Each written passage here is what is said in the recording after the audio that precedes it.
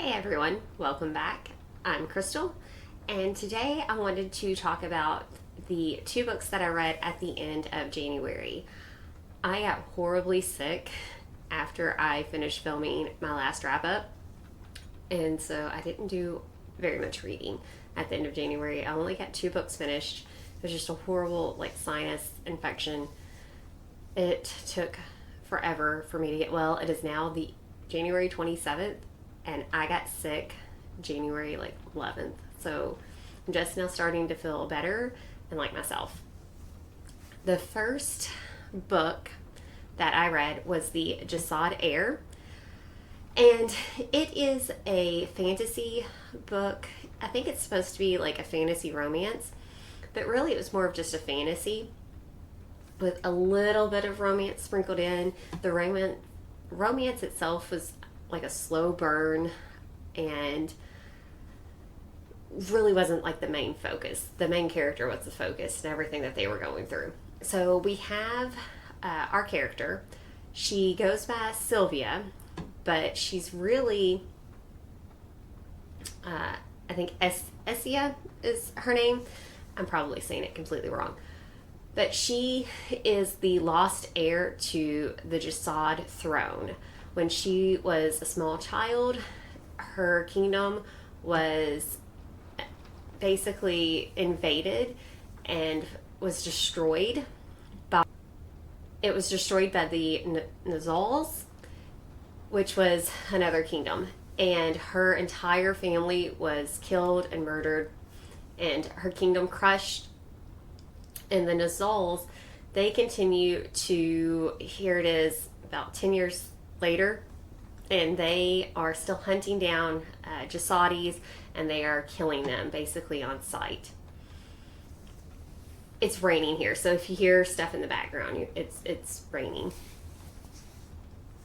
So you have Sylvia, who is in hiding in this small town. When she first escaped the massacre of her family, she was captured by a woman who used to work at the palace, and that woman held her for 5 years in captivity and tortured her and trained her. She thought that she could put this young girl on the throne and basically control her. But what she didn't count on is the girl being able to eventually get strong enough to fight back, and she killed her captor. Her power, she has these magical ability, and she's very strong, but she's hindered. So, and that was the thing that brought down the Jasad throne to begin with, was these other kingdoms thought that magic was evil and that the Jasadis were evil, and they all needed to be killed and wiped out. So she's been on the run. She's been hiding since she escaped, and eventually her path crosses with that of the Nazal heir, and his name is Aaron, and he needs her. He doesn't know who she is at first, but he wants her to help him track down these two branches of Jasadis who are both trying to gather the remaining the remains of their people. One is murdering anyone who won't go with them, and the other isn't. But they're both trying to basically build the kingdom back up and overthrow the Nazals. He does not realize that Sylvia is the long lost heir because everyone thought that she perished. These two branches, though, that are after her, they realize who she is. They know who she is. And so it's basically, he says, I want you to be my champion in this tournament so I can help lure these two groups in and I can eradicate them. And she's kind of coerced into doing this because if she doesn't, one, he knows that she's a Jasadi.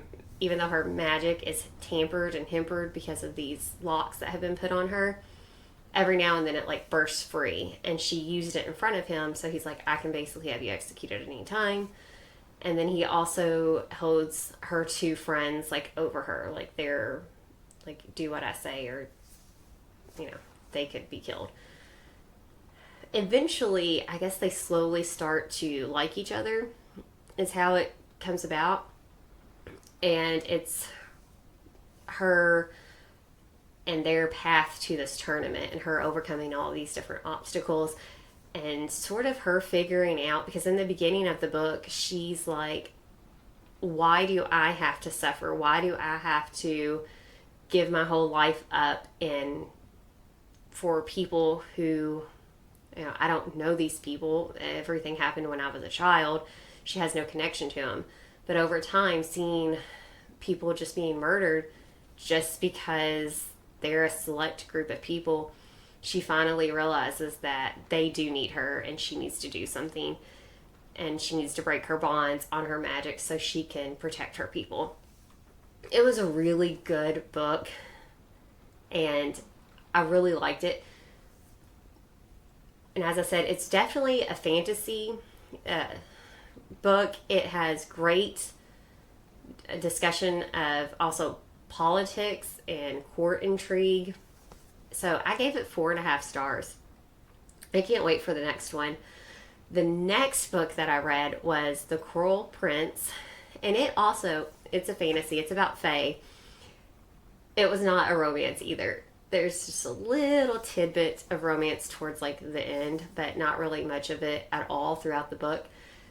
I enjoyed this one as well. Also gave it 4 stars. We have Jude, the main character. She and her twin sister, and then their older sister, see their parents killed right in front of them, and this Fae general takes the 3 girls back to the Fae realm, and he raises them as his own because their mother used to be his wife and she escaped him. The oldest child, the oldest girl, is actually his biological child, but he raises all 3 of them the same, treats them the same.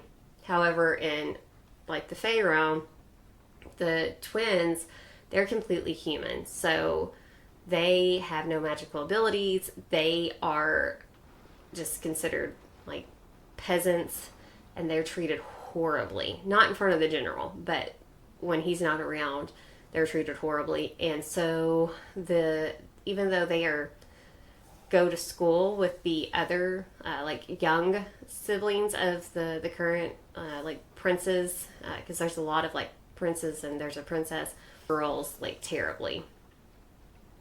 And so Jude just wants power. She wants power, and she wants to be able to not be afraid any longer and to be able to control her own destiny. And so she needs strength as well. So she thinks, I'm going to enter into this tournament. I'm going to prove, because she's trained under the general for years, and she just wants to prove to one of the main princes who's like next in line to be king that she can like fight and she deserves to be part of like the court, and she hopes to be his knight.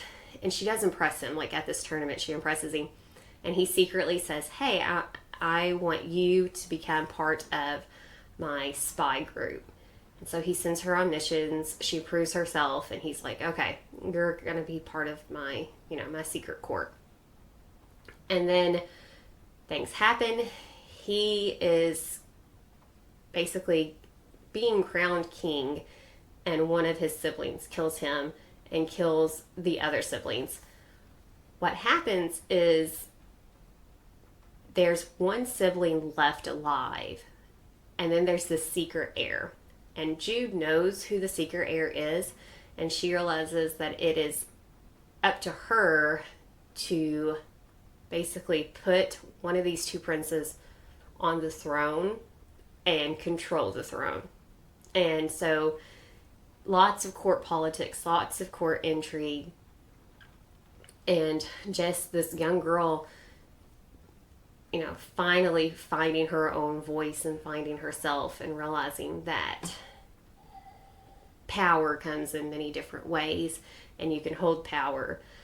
And I'm really can't wait to read the next one as well. So those were my 2 books that I read. Hopefully I can get more books read in February. I just picked up like 4 books from the library, so super excited to get reading now that I'm finally well. So thank you for watching, and I'll see you in the next video.